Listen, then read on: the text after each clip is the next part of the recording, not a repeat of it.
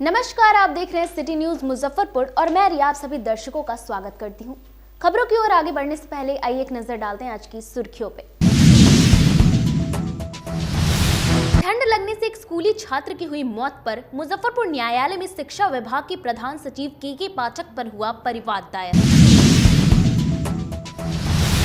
Benibad OP के नया भवन का शुरुआत एसएसपी राकेश कुमार ने फीता काट कर किया। और ठंड लगने से स्कूली छात्र की हुई मौत पर भापका माले के सदस्यों ने जिलाधिकारी से स्कूल बंद करने की मांग की। तो ये थी आज की सुर्खियां, अब खबरें विस्तार से। ठंड लगने से एक छात्र की हुई मौत को लेकर मुजफ्फरपुर न्यायालय में शिक्षा विभाग के प्रधान सचिव के पाठक पर परिवाद दर्ज किया गया। मुजफ्फरपुर में स्कूली छात्र के मौत के बाद अब उनकी मुश्किलें बढ़ती नजर आ रही है। मुजफ्फरपुर की सीजेएम कोर्ट में उनके खिलाफ परिवाद दायर किया गया है। इस परिवाद में आईएएस के पाठक पर कई गंभीर आरोप लगाए गए हैं। अधिवक्ता सुशील कुमार सिंह के द्वारा के पाठक, शिक्षा विभाग के संयुक्त सचिव कन्हैया प्रसाद श्रीवास्तव और मुजफ्फरपुर के जिला शिक्षा पदाधिकारी अजय कुमार सिंह के खिलाफ दायर परिवाद में राघोपुर मझौली के उत्क्रमित विद्यालय के छात्र 14 वर्षीय मोहम्मद कुर्बान की ठंड से मौत के लिए जवाबदेह बताते हुए आईपीसी की धारा 304A के तहत परिवाद दायर किया गया है। सीजेएम कोर्ट ने परिवाद को स्वीकार करते हुए सुनवाई की अगली तिथि 3 फरवरी को सुनिश्चित की गई है। पूरे मामले को लेकर अधिवक्ता सुशील कुमार सिंह का कहना है कि भीषण ठंड को लेकर विद्यालय बंद हैं। के पाठक के एक आदेश पर इस भीषण ठंड में भी बच्चे स्कूल जाने को मजबूर हैं, जिसका परिणाम कुर्बान की मौत हुई, जिसके लिए ये सभी अधिकारी जवाबदेह हैं। ठंड का रिकॉर्ड जो है काफ़ी टूटा है, कई वर्षों का रिकॉर्ड टूटा है और इतनी ठंड में ये जो है एक बच्चे मोहम्मद कुर्बान की मृत्यु हो गई है बोचहां राघो मझौली स्कूल में। और ये जो है इस मृत्यु के लिए जो है जिम्मेवार और ये लापरवाही जिन पदाधिकारियों की हैं उनके विरुद्ध हमने आज माननीय न्यायालय में मुकदमा दर्ज कराया है। वो पदाधिकारी जो हैं के पाठक अपर मुख्य सचिव बिहार शिक्षा विभाग, कन्हैया प्रसाद श्रीवास्तव संयुक्त सचिव शिक्षा विभाग बिहार सरकार एवं अजय कुमार सिंह डीईओ जो हैं मुजफ्फरपुर जिला शिक्षा पदाधिकारी हैं, उनके विरुद्ध जो है हमने धारा 304A के तहत जो है मुकदमा दर्ज कराया है। देखिए, बिहार के स्कूलों में कौन बच्चे पढ़ते हैं? जो बिल्कुल गरीब तबके के लोग हैं, जिनके तन पर सही से कपड़ा और जूता या गर्म कपड़े जो जिनका हैसियत नहीं है, वे लोग जो है पढ़ते हैं। और उन लोग को इस चीज़ का ध्यान रखते हुए इन जो अभियुक्तगण हैं इनकी लापरवाही बिल्कुल इसमें साफ स्पष्ट है। इन लोगों को देखना चाहिए था, क्योंकि ये लोग तो खुद चलते हैं पैक गाड़ियों में। ये लोग जो है इन गरीबों का जो स्थिति है उससे कोई वास्ता इनको है नहीं। और ये लोग ये जो है क्या डायरेक्शन साफ स्पष्ट स्कूलों में दिए हुए थे, जो बच्चे की उपस्थिति बिल्कुल एकदम होनी चाहिए, नहीं तो उनका नाम काट दिया जाएगा। और इस डर से जो है बच्चे स्कूल से अनुपस्थित नहीं हो रहे थे। परिजन भी जो है उनके जबरदस्ती बच्चों को भेज रहे थे बगैर ठंड के परवाह किए हुए। और इसी का परिणाम जो है ये बच्चे की मृत्यु हो गई है और गायघाट में एक छात्रा बेहोश हो गई है। इस तरह की कई स्कूलों में हुई है। तो स्वीकार कर लिया है। हाँ, ये मामला जो है न्यायालय द्वारा स्वीकार कर लिया गया है। अगली तारीख 3/2/24 को फिक्स की गई है। अगर मामले को न्यायालय में सत्य साबित कर पाते हैं तो कितने दिनों की सजा हो? तो इसमें 2 वर्ष की सजा है। बोचहां प्रखंड स्थित मझौली प्राथमिक विद्यालय में ठंड लगने से छठी में पढ़ने वाले एक छात्र की मौत हो गई। कड़ाके की ठंड और शीतलहर के बाद भी बिहार के सभी विद्यालयों को संचालित करने का आदेश अब बच्चों की जान पर भारी पड़ने लगा है। ताजा मामला मुजफ्फरपुर के बोचहां प्रखंड के वजीरपुर मझौली से सामने आया है, जहां उत्क्रमित मध्य विद्यालय राघो मझौली के 6ठी कक्षा के छात्र मोहम्मद कुर्बान 10 वर्ष की ठंड से मौत होने की बात सामने आई है। हालांकि इसकी आधिकारिक पुष्टि मुजफ्फरपुर जिला प्रशासन ने नहीं की है। हालांकि राघोपुर मझौली के उत्क्रमित मध्य विद्यालय के शिक्षकों ने इस बात को स्वीकार किया है कि बच्चे ने कम कपड़ों में स्कूल आया था, जहां वह ठंड से कांप रहा था, जिसको देखकर उसे विद्यालय से तत्काल उसके घर भेज दिया गया। जहां घर पर पहुंचने पर बच्चे की तबीयत बिगड़ने की बात बताई गई। गौरतलब है कि बिहार में शीतलहर को लेकर कई जिलों में डीएम के द्वारा 8वीं कक्षा तक स्कूलों को बंद कर दिया गया था, जिसके बाद शिक्षा विभाग के अपर मुख्य सचिव ने सभी जिले के डीएम को पत्र लिखकर स्कूल बंद करने के फैसले पर आपत्ति जाहिर की थी, जिसके बाद कड़ाके की ठंड के बाद भी कई जिले में स्कूल खुले हुए थे, जहां बच्चे बड़ी संख्या में स्कूल पहुंच रहे थे। लेकिन जिस तरह मुजफ्फरपुर जिले में एक स्कूली बच्चे की ठंड लगने की बात सामने आई है, उससे शिक्षा विभाग के तुगलकी फैसले पर सवाल उठना स्वाभाविक हो गया है। हालांकि मुजफ्फरपुर डीएम प्रणव कुमार ने इस मामले में फिलहाल किसी भी जानकारी से इनकार किया है। उन्होंने ठंड और शीतलहर को लेकर आम लोगों से घर में रहने और बच्चों और बुजुर्गों को लेकर विशेष एहतियात बरतने की अपील की है। घटना होलै। कितने बजे स्कूल गया था बबू? 9 बजे। उसके बाद 10 बजे घरे चलल। हाँ। घरे अल तो मतलब थरथरा के मतलब एगो पैखाना हो गई। उठा के ले गई सुरेश कने, वहाँ तक पानी नहीं चढ़ल, हुए डेट कर गई। डॉक्टर वहाँ गया तो डॉक्टर क्या कहा? डॉक्टर कहा कि पूरा ठंडा लग गया बच्चा के, तब लाए हैं। सवेरे कल न लाए तो हम कहली कि सवेरे तो ठंडे लगा है और कुछ ना। पहले से भी तबीयत खराब? नहीं बाबू के हमरा इतना दुआ कुछ ना कुछ ना। हाँ स्कूल गया वहाँ से क्या पहना के भेजे थे? स्कूल क्या पहना के भेजे थे? ड्रेस है ऊपर से मतलब टोपी वाला अथी है जैकेट। हाँ अभी पे नहीं हुआ। अभी देह में बाबू के है। कौन क्लास में पढ़ता था बच्चा? 6वां में। कौन में है? 6ठा में है। क्या बनना चाह रहा था, कुछ बताया था? पढ़ाई लिखाई कल क्या वो क्लास टीचर से पूछे तो वो बताया कि ऐसे ऐसे कम कपड़ा में था, उसको घर भेज दिया गया कि जाओ वहाँ पर। अब हम लोगों को इस बीच में 2 बजे के एक बैग जानकारी मिली कि ऐसे ऐसे घटना घटी है। उस समय हम भीसी में लगे हुए थे। टीचर लोग कहा कि थोड़ा सा तहकीकात कर लेते, फिर वहाँ से हम भीसी से लेफ्ट करके बच्चा को थोड़ा देख उख करके हम लोग जो है सो वहाँ से सांत्वना दे करके चले आए। बच्चे कौन क्लास का था? 6 क्लास का था। क्या नाम था? मोहम्मद कुर्बान। तो ठंड में बच्चों की स्कूल आने में परेशानी होती है। कितने से कितने बजे तक क्लास है? क्लास 9 बजे से 5 बजे तक चलती है। 3:30 तक बच्चे की और 3:30 से 4:15 तक दक्ष क्लास चलता है, या वो 10वां या इंटर वाले जो सेंटर वाला है, जो बच्चा आ जाता है तो उसका स्पेशल क्लास रहता है हाई स्कूल में। जो शीतलहर की स्थिति है और ठंड है, इसको लेकर के आज आपदा की तरफ से हम लोगों ने, आपदा प्रबंधन की तरफ से डायरेक्शन जारी किया है कि जो ठंड की स्थिति है उसको देखते हुए यथासंभव गर्मी में रहें, गर्म कपड़े पहने, आवश्यकता न हो तो बाहर न निकलें, यदि आवश्यकता ज़्यादा है तो ज़रूर ऊनी कपड़े पहन कर निकलें। और विशेष रूप से बुजुर्गों और बच्चों को यह सलाह है, यह निर्देश भी है कि यथासंभव घर से बाहर न जाएं और ठंड से पूरा बचाव की व्यवस्था रखें। बिहार की सियासत में सरकार की उलटफेर का संकेत आने पर जिले के भाजपा और जदयू के वरिष्ठ नेताओं ने अपनी अपनी प्रतिक्रियाएं दी। बिहार की राजनीति में एक बार फिर घमासान मचने वाला है, क्योंकि मोदी सरकार ने जननायक कर्पूरी ठाकुर को भारत रत्न देने की घोषणा जैसे ही की, बिहार की तस्वीर बदलती नजर आ रही है। आपको मैं बता दूं कि दोपहर 2 बजे से बिहार की राजनीति में उथल पुथल नजर आ रही है। सीएम नीतीश कुमार को लेकर जिस प्रकार से लोगों का अटकलें लगाई जा रही थी कि वो एनडीए में शामिल होंगे, उसका बिल्कुल लालू प्रसाद यादव की बेटी ने जैसे ही ट्वीट किया, उसके बाद बिहार की राजनीति बदलती नजर आई। जैसे जैसे समय बीता गया, बिहार की राजनीति बदलती गई। आपको मैं बता दूं कि इसको लेकर मुजफ्फरपुर जिला के वरिष्ठ भाजपा के वरिष्ठ नेता सुरेश शर्मा ने क्या कुछ कहा और जदयू के जिला अध्यक्ष और उनके जो नेता हैं, कार्यकर्ता हैं, उन्होंने क्या कहा, पहले वो सुन लीजिए। नीतीश कुमार जी असहज महसूस कर रहे हैं आरजेडी में के साथ।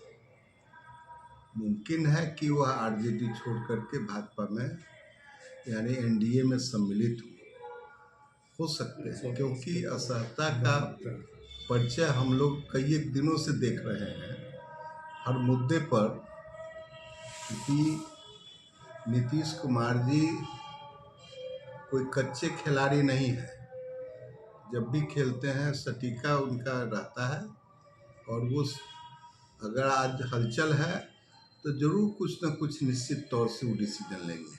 बिहार में विकास के बल पर ही बिहार की जनता का समर्थन बिहार के विकास पुरुष माननीय नीतीश कुमार जी को मिलता रहा है।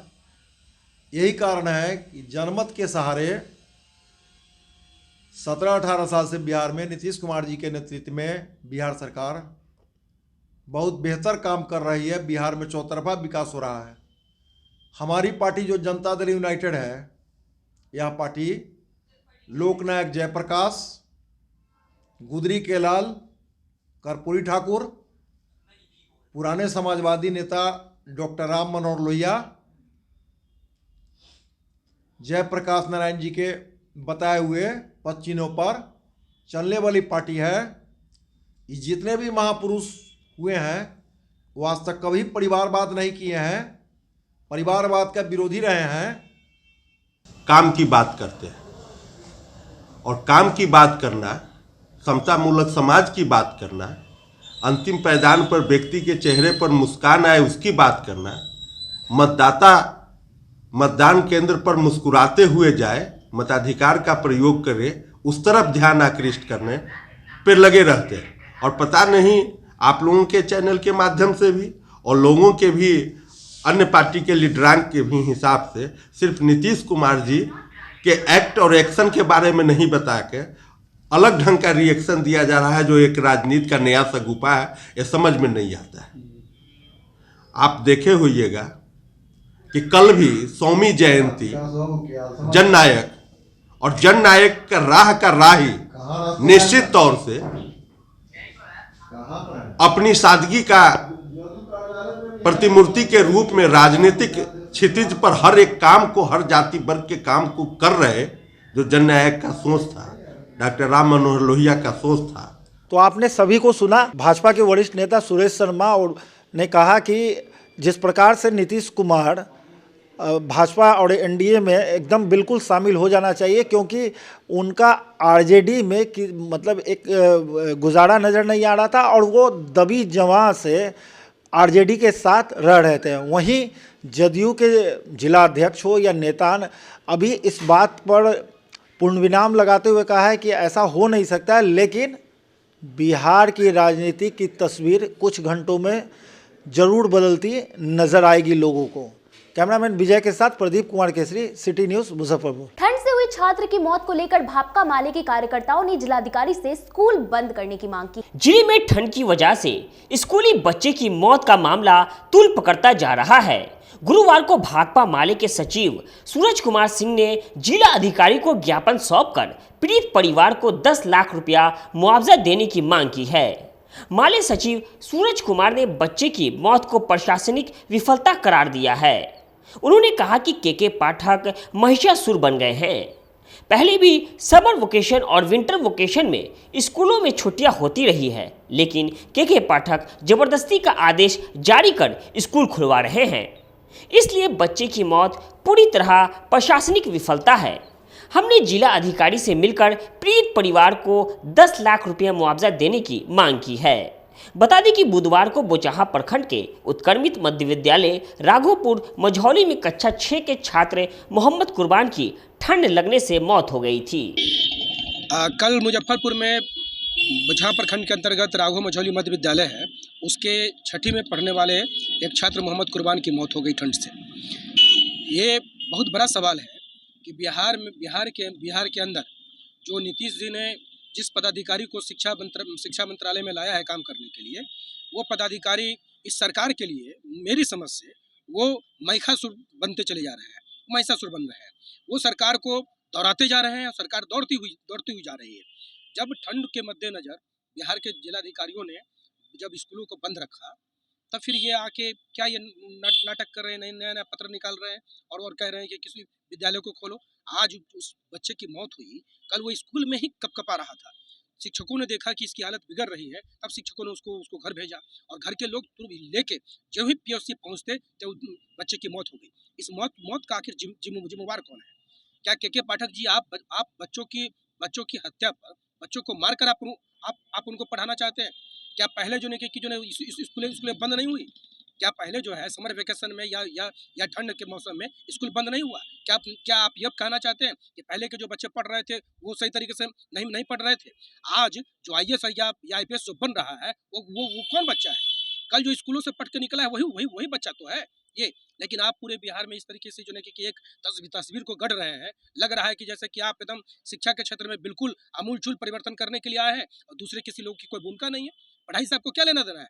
आपको पढ़ाई से क्या लेना देना है?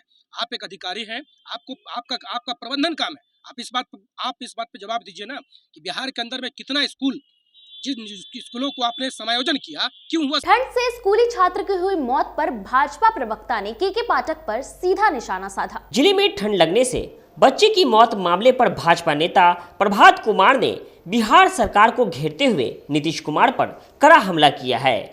प्रेस से बात करते हुए भाजपा नेता प्रभात कुमार ने कहा कि शिक्षा विभाग के अधिकारियों के आपसी वर्चस्व की लड़ाई में जनता पिस रही है। इनके पदाधिकारी के आदेश कुछ और होते हैं, जबकि उनके नेता के आदेश कुछ ही होते हैं। मंत्री और डीएम के आदेश भी अलग अलग ही होते हैं। ठंड की वजह से स्कूली बच्चों की मौत के जिम्मेदार कौन लोग हैं? इसकी जिम्मेदारी आखिर कौन लेगा? जब 29 जनवरी तक बिहार में रेड अलर्ट जारी है, ऐसे में किस नियम के तहत स्कूल, कोचिंग और शिक्षण संस्था खुले हुए हैं? इस पर अविलंब कार्रवाई होनी चाहिए। बिहार सरकार के अधिकारी और मंत्री को इसका जवाब देना होगा, वरना आने वाले चुनाव में बिहार की जनता उन्हें सबक सिखाने का कार्य करेगी। कि बिहार सरकार के शिक्षा विभाग के पदाधिकारियों के आपसी वर्चस्व के कारण जनता पिस रही है। इनके पदाधिकारी के आदेश कुछ होते हैं, इनके नेता के आदेश कुछ होते हैं, मंत्री के आदेश कुछ होते हैं और डीएम के आदेश कुछ होते हैं। इन्होंने आज मुजफ्फरपुर में 2 बच्चे की मौत हो गई। आखिर इसका जिम्मेवार कौन? आज की इसकी जिम्मेवारी कौन लोगी? मानवता को शर्मसार करने वाली बिहार सरकार, ये आपसी वर्चस्व की लड़ाई में बिहार की जनता पिस रही है। इसका जवाबदेही आखिर कौन लेगा? जब 29 जनवरी तक बिहार में रेड अलर्ट है, तो स्कूल किस नियम के तहत स्कूल खुले हुए हैं, किस नियम के तहत कोचिंग संस्थान खुले हुए हैं, किस नियम के तहत शिक्षण संस्थान खुले हुए हैं? तो अविलंब इस पर कार्रवाई होनी चाहिए और बिहार सरकार के मंत्री और अधिकारी इसका जवाब दें, नहीं तो जनता वो दूर नहीं कि इनको सबक सिखाएगी। अभी तो बच्चे की मौत हुई है, कितने लोग बीमार हुए हैं।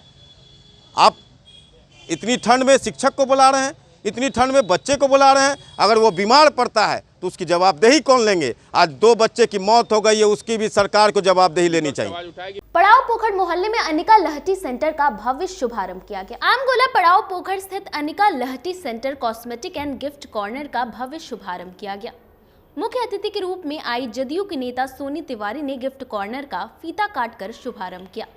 गिफ्ट कॉर्नर में अत्याधुनिक लहटी के साथ कॉस्मेटिक की सभी रेंज उपलब्ध कराई गई है। इस कॉर्नर में महिलाओं की पसंद का ख्याल रखा गया है। मुख्य अतिथि के रूप में आई सोनी तिवारी ने बताया कि इस मोहल्ले में इस कॉर्नर की काफ़ी ज़रूरत थी और इसके खुल जाने से महिलाओं को काफ़ी सुविधा मिलेगी।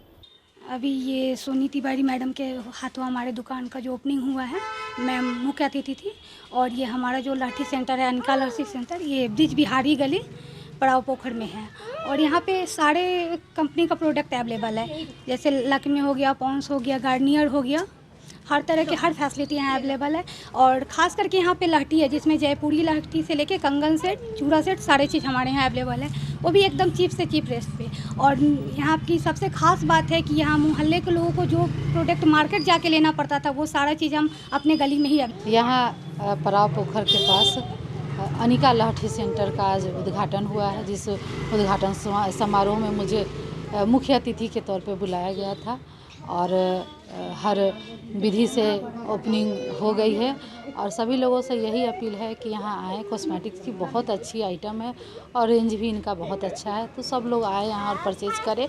और अनिका जी को मेरे तरफ से बहुत बहुत बधाई, जो इनकी छोटी सी बच्ची है उसी के नाम से ये शॉप खुला है।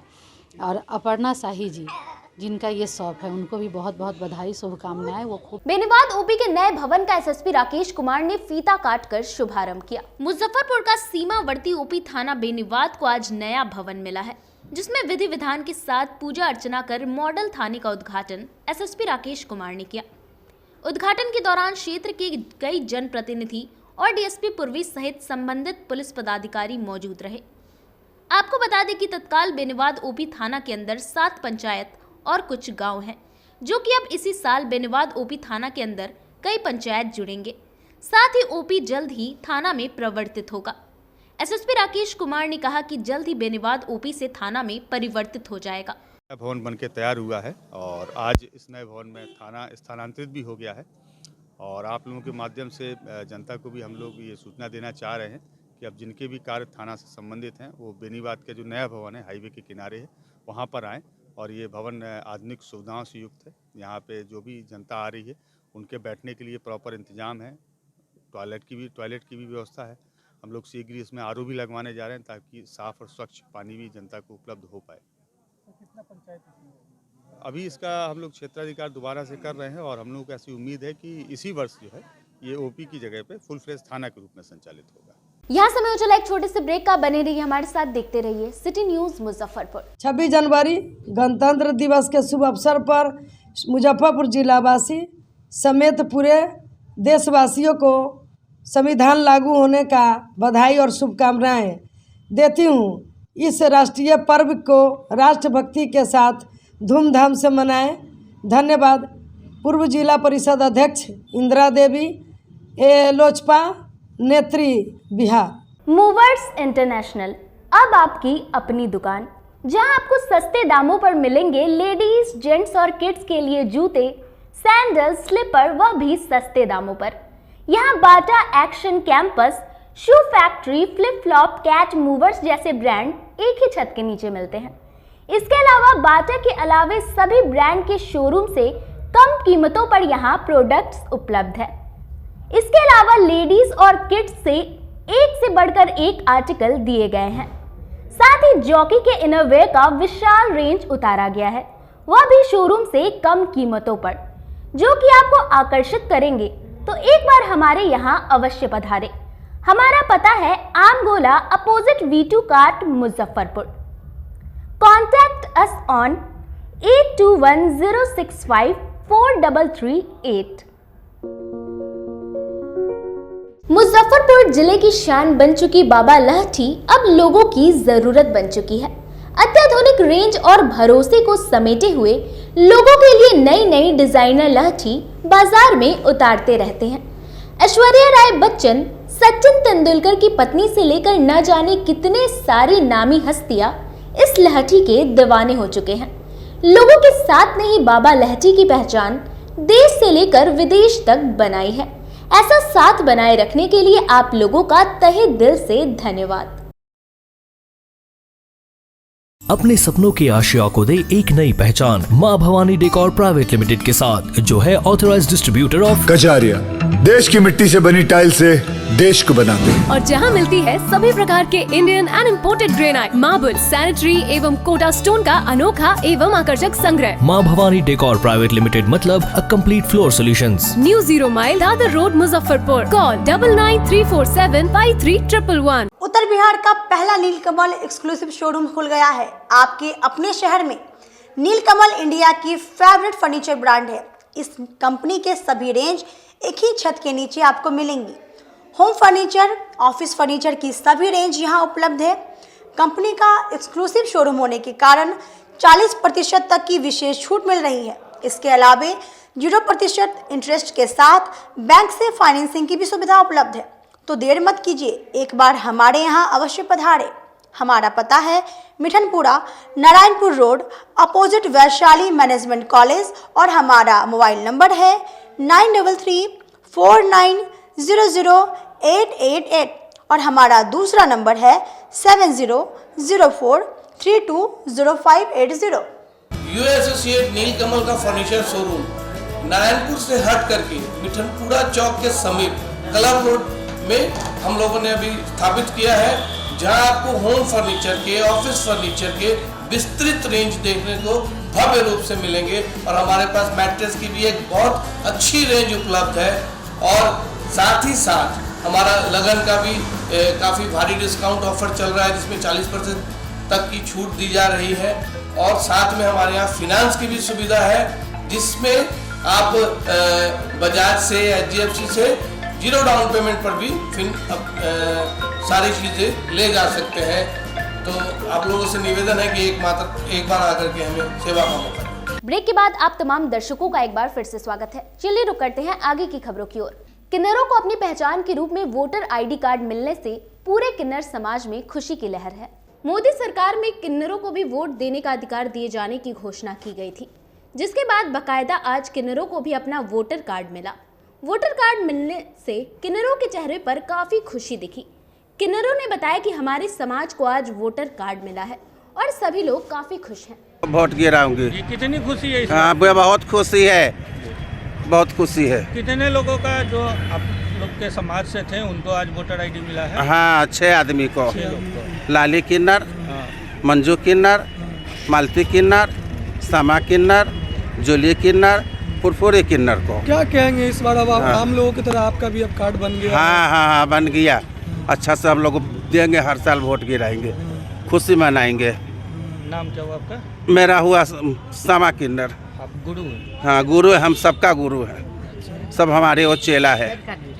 ठीक। अखाड़ा घाट के रहने वाली हूँ।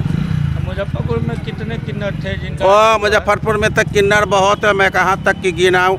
जिस समाज में हम रहते हैं, हम लोग सामाजिक है। कोई वो जो है किन्नर के नाम पे तो कोई बस मांगता है, कोई ट्रेन मांगता है, कोई गाड़ी मांगता है, तो उसमें कहाँ हम नहीं है।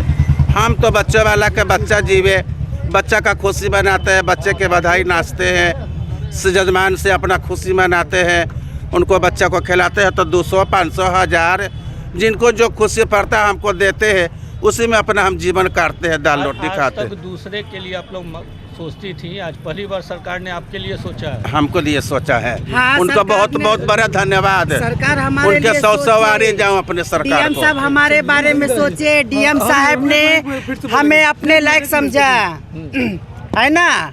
DM साहब ने हमें अपना लायक समझा, समाज में हमारा अधिकार दिलाया, इसके लिए हम उनका बहुत शुक्रगुजार रहेंगे, आभारी रहेंगे।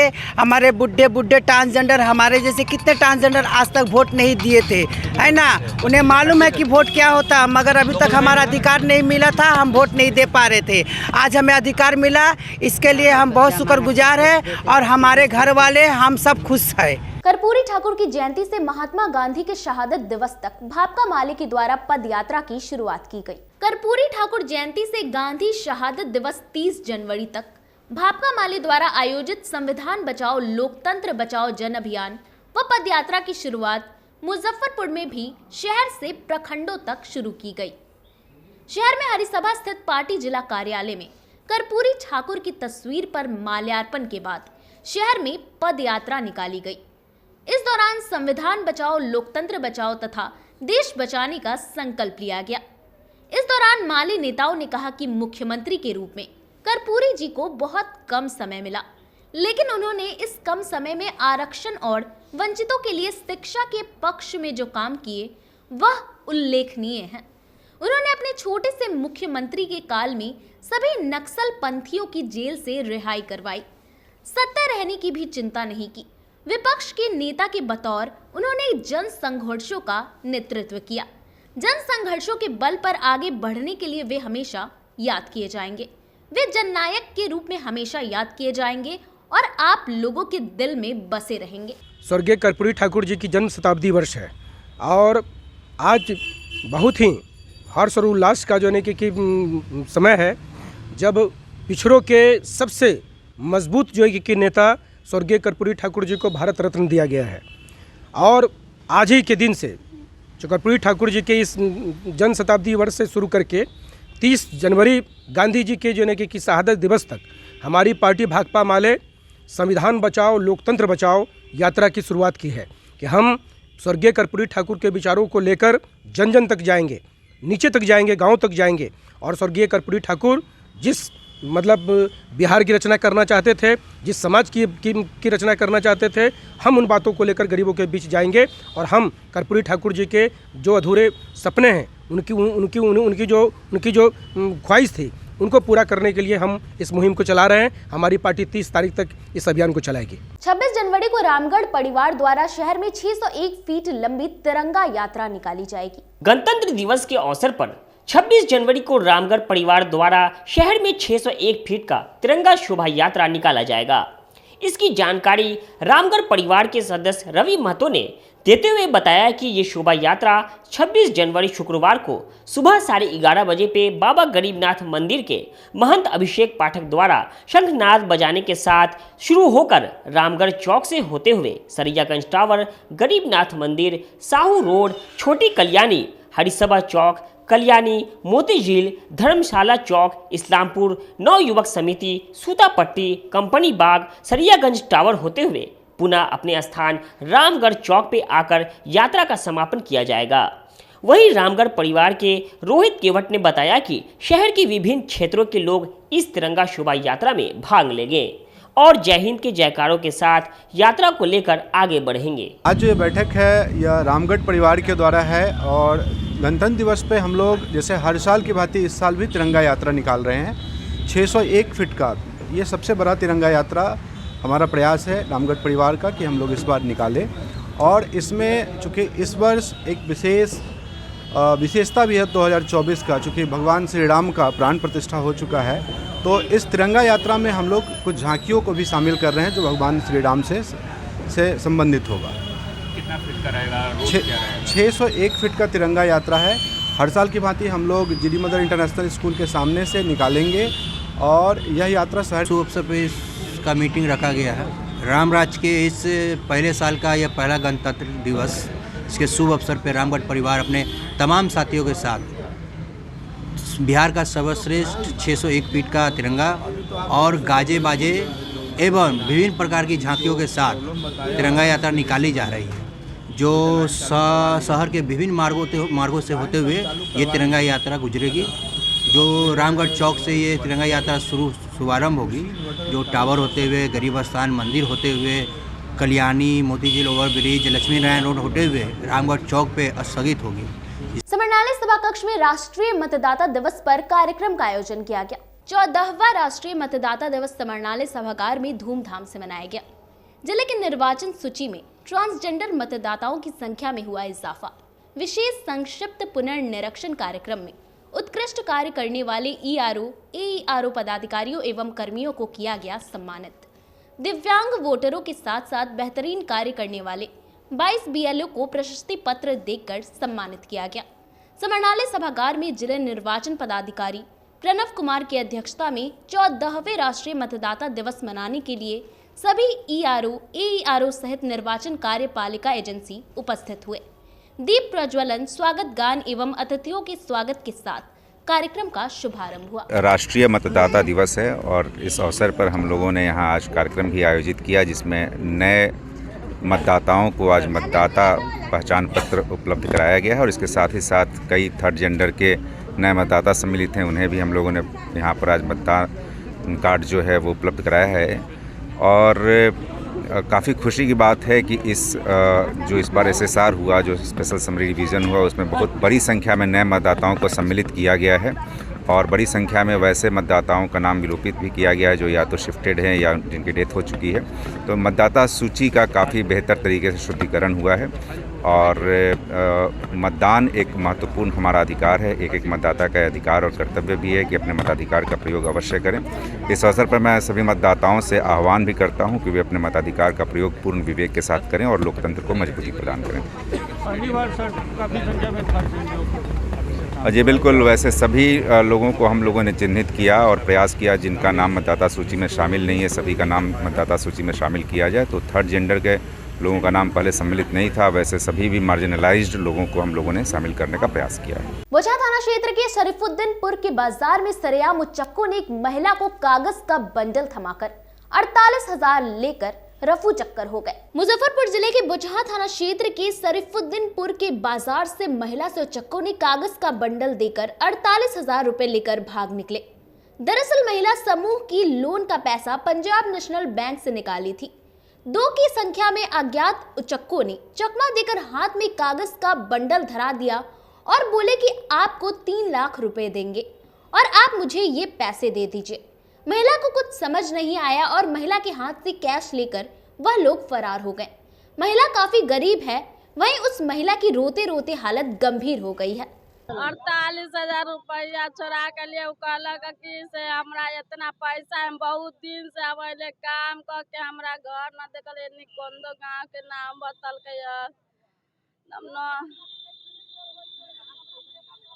पैसा हुआ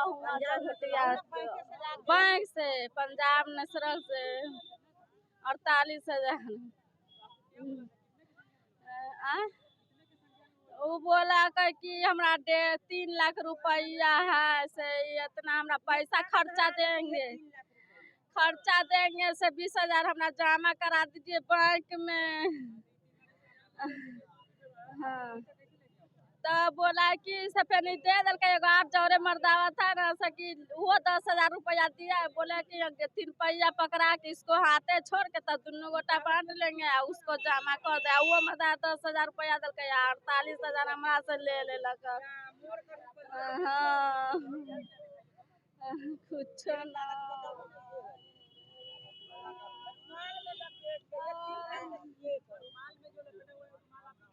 नाम को ना है उसके करिया है फिर श्याम है नाटक के है उम्र के सियाना ना जमाना काला है 20 साल 25 साल उतना के उम्र है। इधर आया यहाँ पर आई पैसा आगे लिया।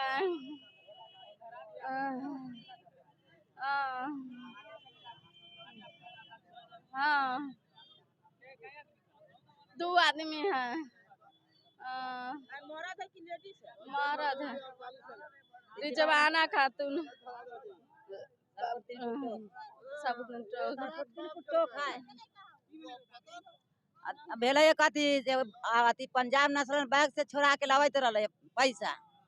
पंजाब नेशनल बैंक से छोड़ा के ललके है तो एकरा ऐसे कागज पत्तर धरा दिलके और पैसा माने 48,000 लेके चल गए। बातें ना चल रही है। अब एकरा बुझतिया इतने कागज ना लेती है पैसा अपना रख लेती है। सरफुद्दीन पुट्टोक रिजवाना खातून 500 खाली लॉन्ग वाला पैसा रहा है। खबरों का सिलसिला यही होता है समाप्त। अब मुझे और मेरी पूरी न्यूज टीम को दीजिए इजाजत। कल फिर मिलेंगे आपसे शहर की तमाम खबरों के साथ। नमस्कार।